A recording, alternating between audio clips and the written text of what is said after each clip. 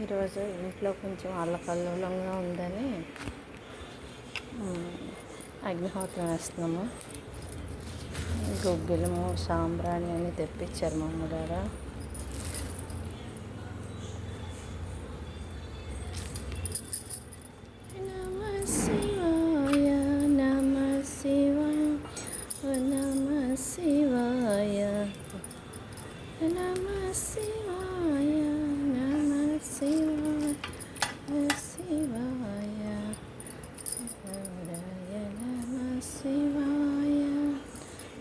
శివాయ నమః శివాయ నమః శివాయ.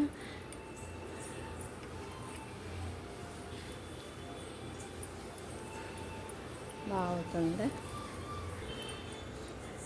ఆవు పిడకలు.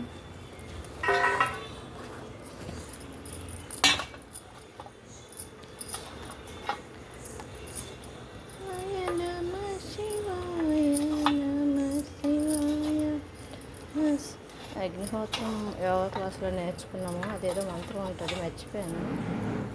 ఆ బుక్స్ కూడా లేవు ప్రస్తుతానికి. శివుని తలుచుకుంటూ వేస్తున్నాను.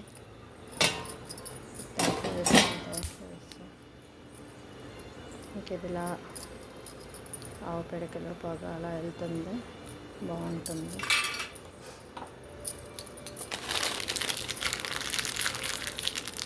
Thank you. మీరు కూడా ఇంట్లో అప్పుడప్పుడు ఆవు పిడకలు డైలీ వేస్తే మంచిదే. వేపాకు పొగ, ఇంట్లో తులసి చెట్లు ఏమైనా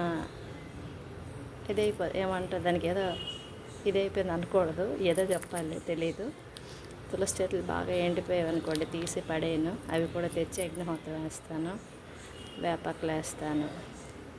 ఇంకా ఏమైనా మంచి వాసన కావాలంటే మీకు చూపిస్తాను.